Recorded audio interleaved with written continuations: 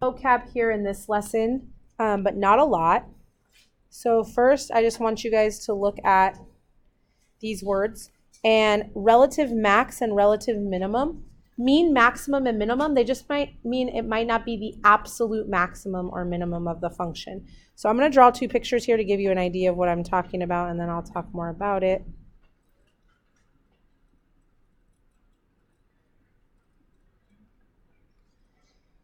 Okay, so for example, in this function here, there is an actual maximum, right? This is the absolute maximum of the function. But there's also another relative maximum. There's technically no minimum of this function, but there is a relative minimum. In the second function I drew here, is there any maximum or minimum? No. However, there are two relative maximums and two relative minimums. So relative maximums and relative minimums just means it doesn't have to be the absolute highest or lowest point of the function. They are turning points.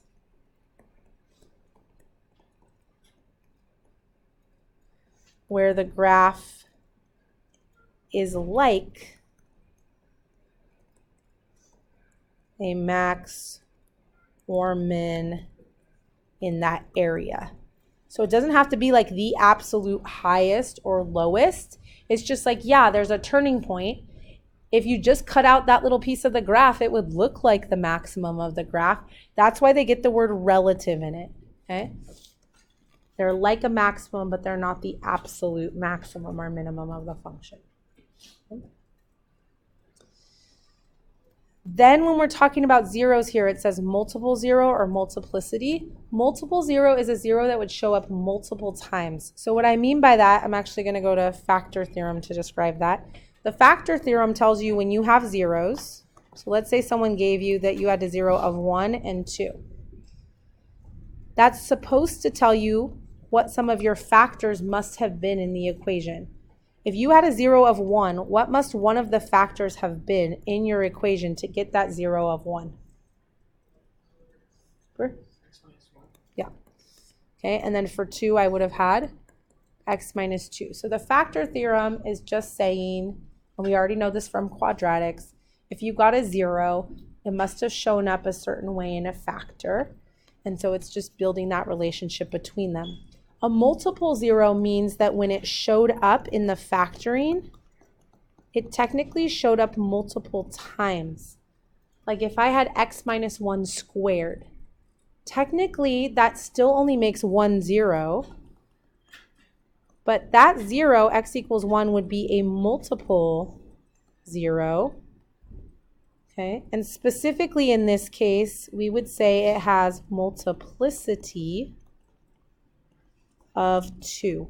I chose 2 in this case because based on the example, that 0 came from a factor that was squared. Okay?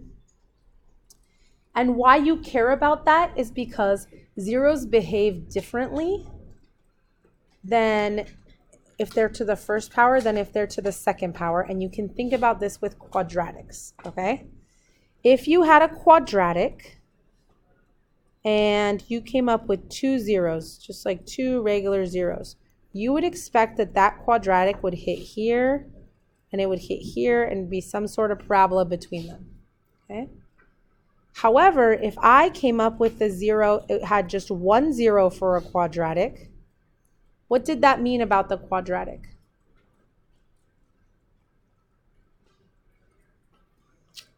Jake? The vertex is on the axis. So when we see that it has a certain multiplicity, that means the behavior of the 0 will be different. Okay, so we're going to make a little list of that off to the side over here.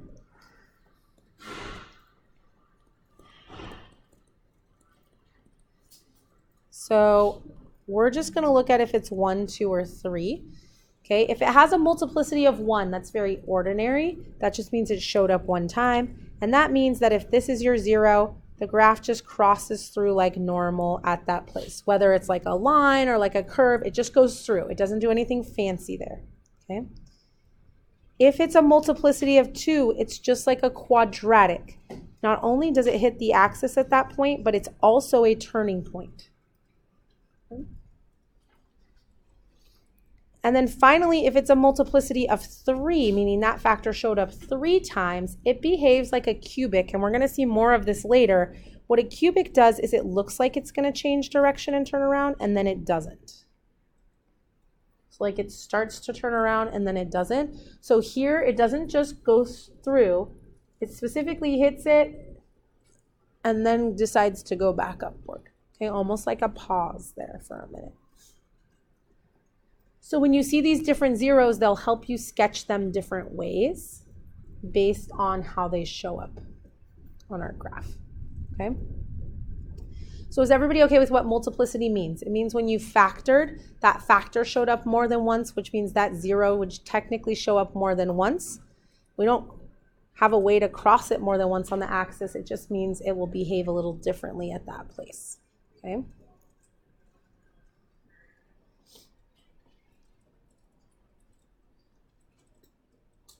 And so then what we're going to do is we're going to look at 2 things. We're going to look at our factoring. Those of you that struggled a little bit with factoring, it doesn't go away. We actually learn a new factoring pattern in this section. So we have to be good at factoring. Okay. So we're going to look at that part next. So down here, there are 2 factoring problems. We're actually going to put a 3rd factoring problem in. What?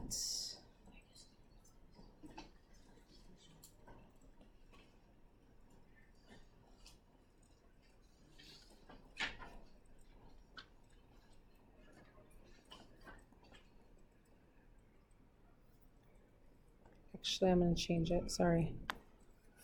6.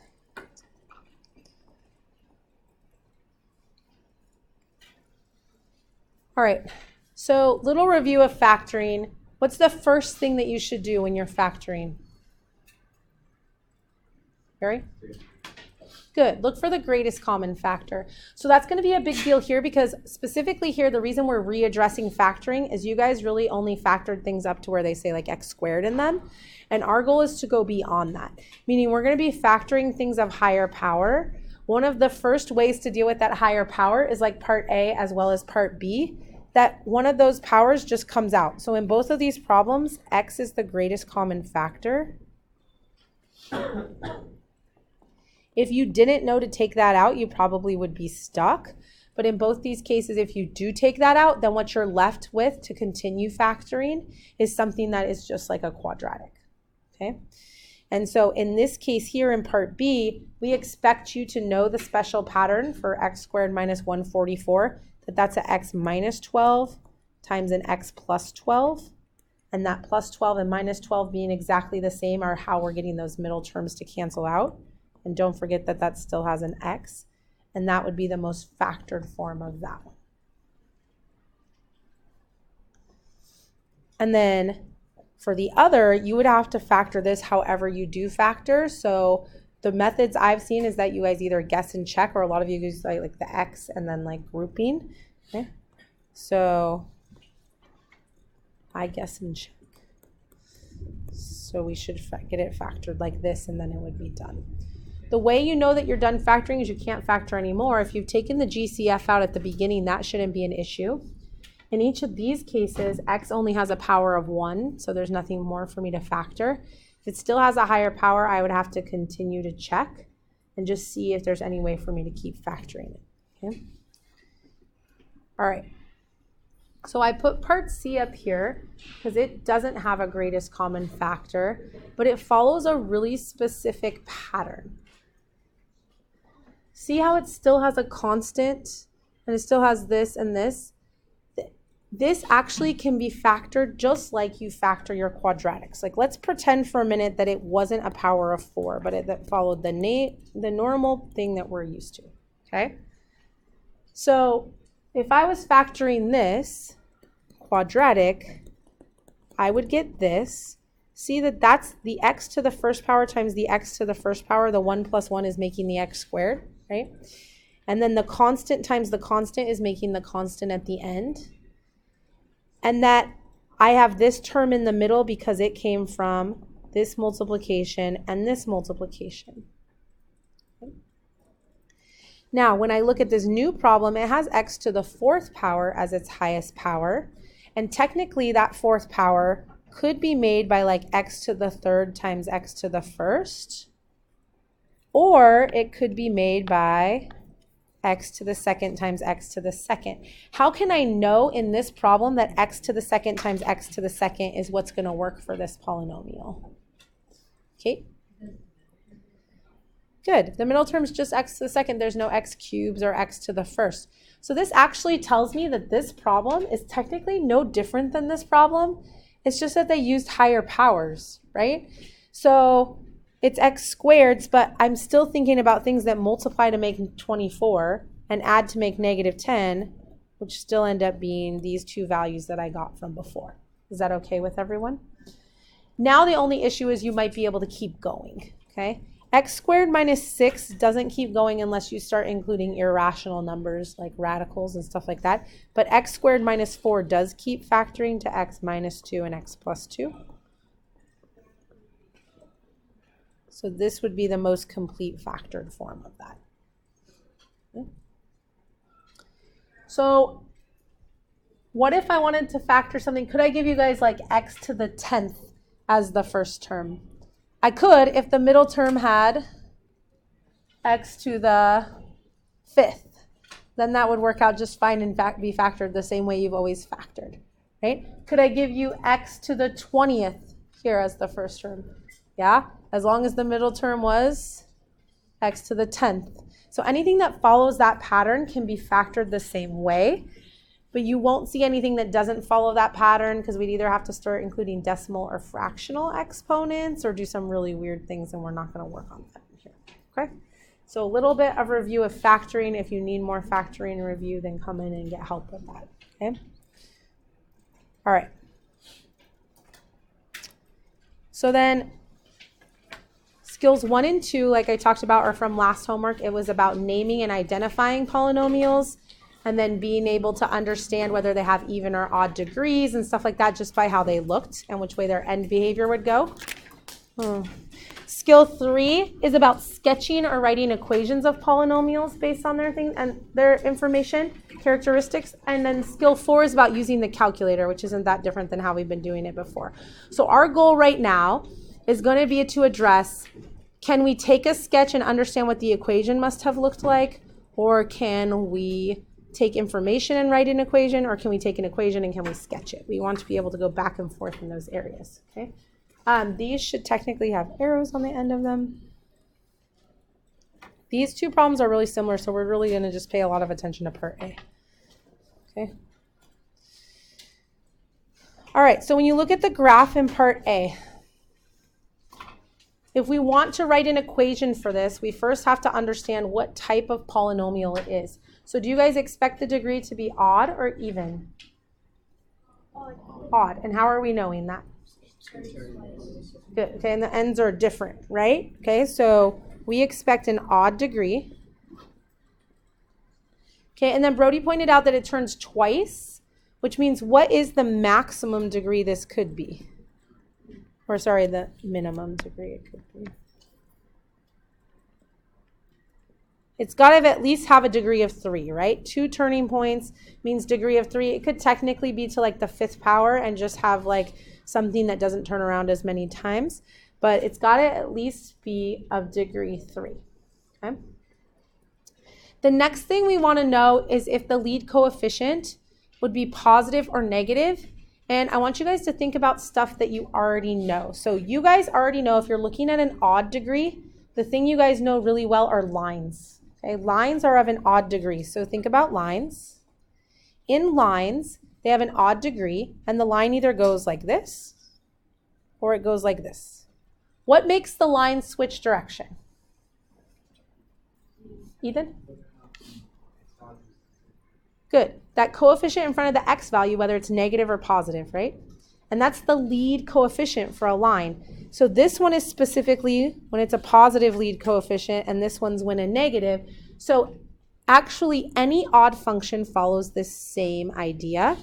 If the lead coefficient is positive, we expect the behavior on the left side to be going downward and the behavior on the right side to be going upward. If the lead coefficient is negative, we expect the opposite of that. It just might turn around more times in between. So notice we have the left side, when it's done turning around, our left side behavior is that it goes downward, and our right side behavior goes upward. So it's actually very much like this right here. So we would expect a positive lead coefficient. Is that okay with everybody? All right, so positive lead coefficient.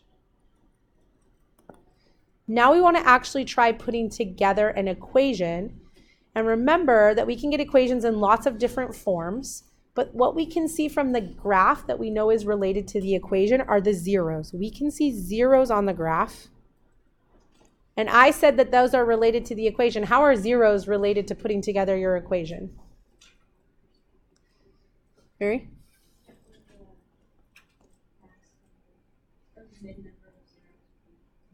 Okay, so number one is that it can help you with degree, right? We have 2 zeros, so we know we have to at least have degree of 2, okay? But we already know it's at least of degree of 3 because of how many times it turned around, right? But how else does knowing a specific zero, like this is a zero of -1, what does that tell me about my equation? Valerie? Okay, so number of x-intercepts or solutions, and specifically to get that x-intercept of -1, what must have been in my equation over here? A factor that had x plus 1, right? And then there's another zero here at 2. And this one has really specific behavior. Do you see how it's behaving? It doesn't just cross through like it did here. At -1, it just crossed right through. At 2, it's acting like a vertex of a parabola. It's not just a zero, it's also a turning point. That tells us that 2 has multiplicity of 2, meaning, yeah, 2 came from a factor also, but that factor was used twice in the equation. And then what you don't have here is you don't have any idea about your a value, except for that we expect it to be positive because we expect a lead positive coefficient. But we can find the a value, and you'll see on the handout that you guys have for homework, the a values are really ridiculous. And the answer key doesn't have the a values in it. We stole it from somewhere else. It just says whether it's negative or positive. But then like some of the book problems do specifically find the a value.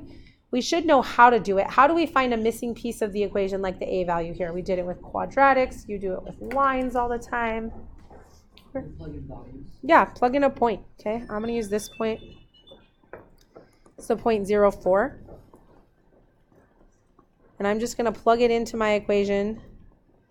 And that gives me 4 equals 4a, which means a is 1.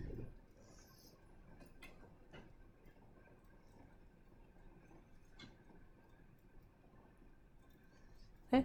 And you guys can practice doing this on the handout for skill 3, but you don't have to, okay? Because you get like, they're not like difficult because you can use a calculator, but it's numbers like 1 over like 125,206 or something like that. So they're just like weird fraction numbers because they have a lot of factors and the numbers get really big.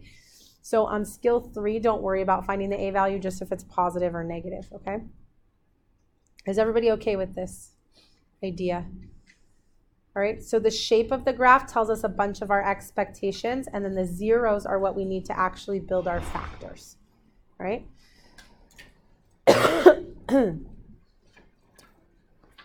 The next part asks you to estimate relative maximum and relative minimum.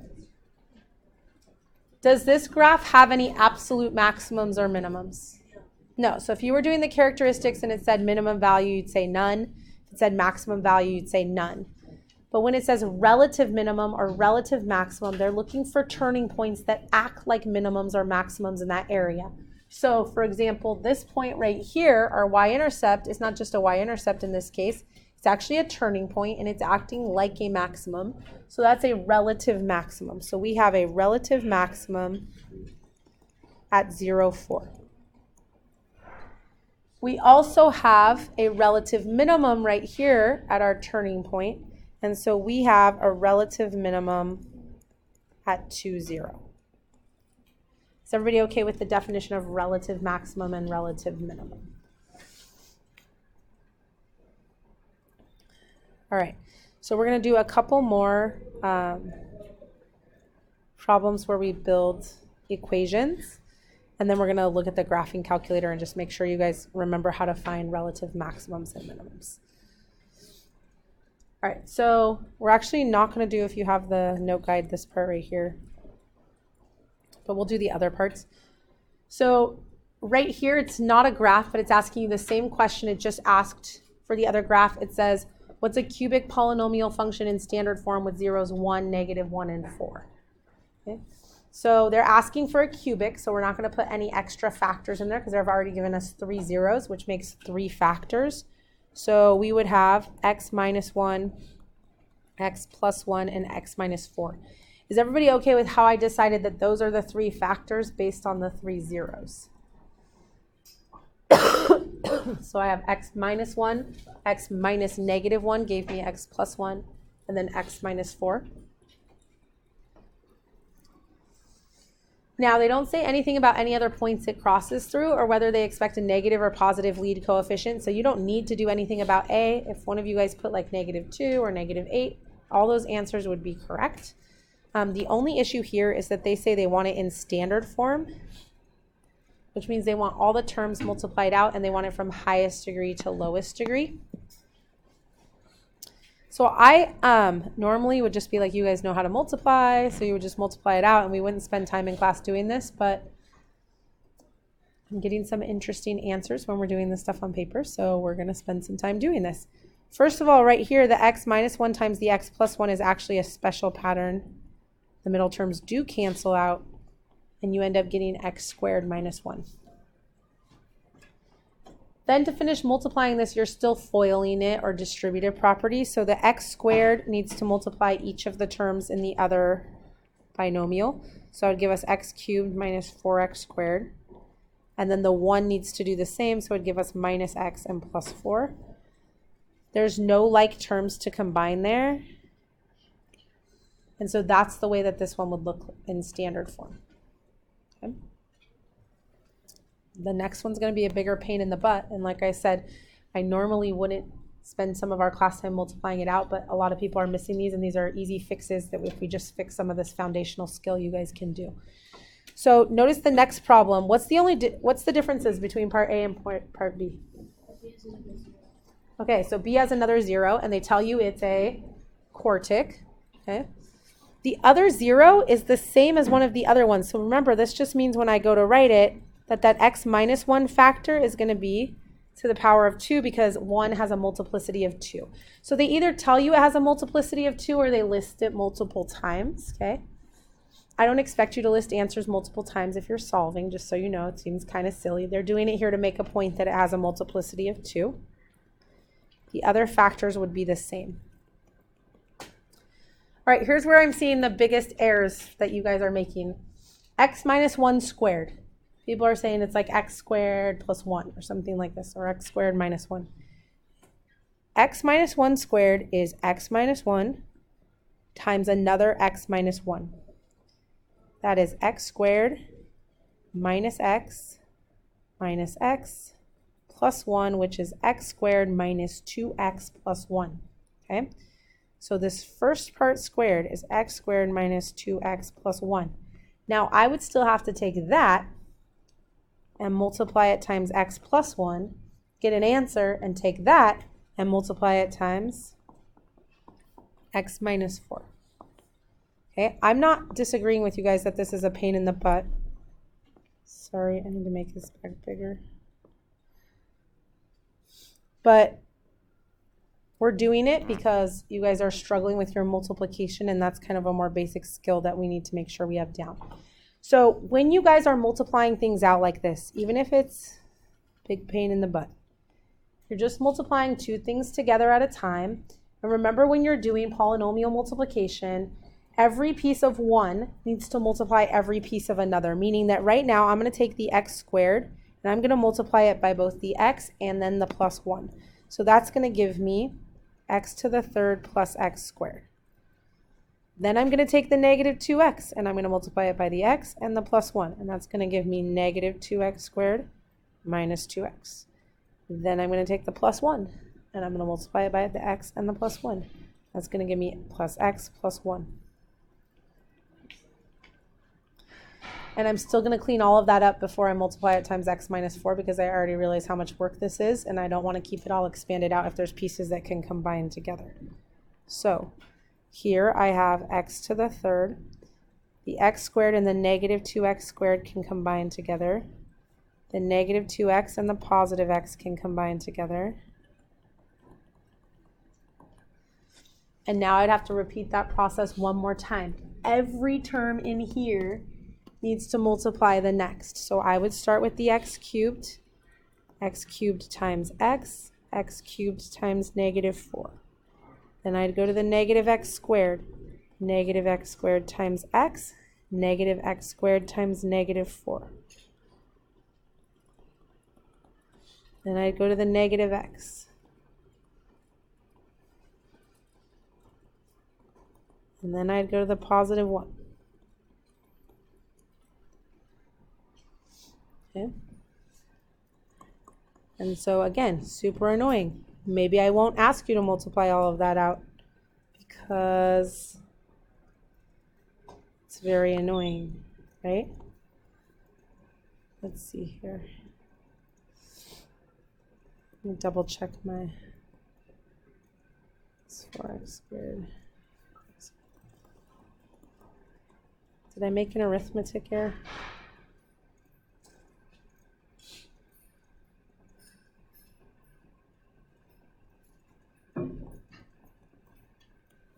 All right, did you guys get what I got? Katie? Will you say it a little louder, Katie? Sorry, I can't hear anything.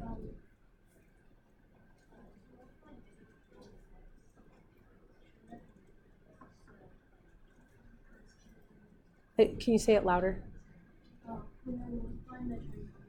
Uh-huh. Over here?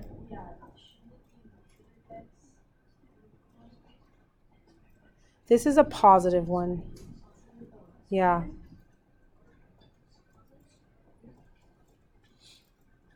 Did you guys get what I got? Yeah? I didn't make a mistake. Are you sure? My head's real fuzzy today.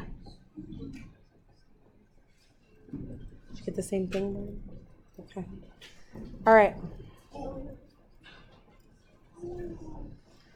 All right, do I want to ask you to multiply one out that's that long? Probably not, but I normally, like I said, wouldn't even spend class time doing this, but you guys are not doing some of these very like basic things, the things we expect you to know from Algebra 1 correctly, and it's costing you guys like being able to do other concepts correctly, so that's why I'm spending time going through it, okay?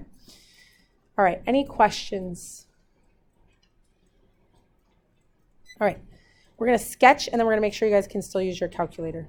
All right, first of all, the word sketch in this unit. Please understand the difference. Like I just graded your quadratic tests, right?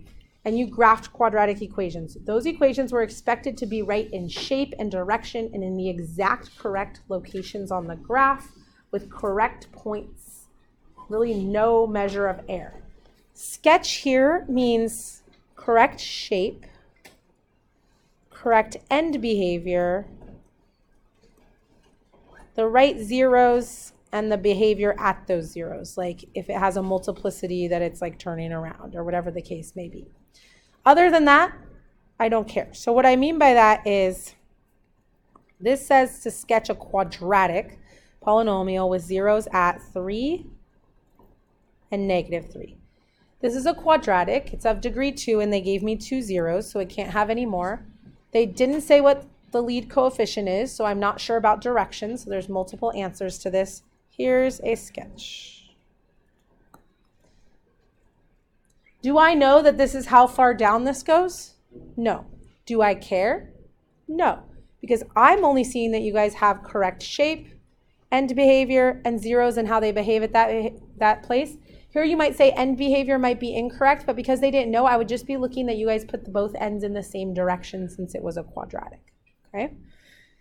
The next one is a cubic with the same zeros, 3, negative 3. But it's a cubic, okay? If you have to, make a little sketch off to the side about what you expect for the shape of a cubic. I expect something like this. The reason that that's helpful to me is because I have to try and make that fit what I have here on my graph. But now I can kind of make that, let's see, 3 is the double zero. Okay, this has a multiplicity of 2. So I know it has to kind of like bounce on the axis at that point. So at this one, I expect it to be able to cross through. But when it comes back to this one, I expect it to be a turning point. Okay. Do I know that this is steep enough or this is high enough? No. Do I have the right end behavior? It's odd degree and they're in different directions. Do I have the shape that looks like a cubic? Is it hitting the right zeros and behaving appropriately at them? Yes, that's all I'm checking for here. Okay? Is this all right with everybody? Okay, so that's all of the skill 3 stuff is about sketching or writing equations from information like this. And then skill 4 is just using your calculator. So we are going to take this one equation and just make sure that you guys understand how to use the calculator. It is no different than using the quadratics. It's just that you're finding relative maximums and minimums instead of absolute maximums and minimums, okay?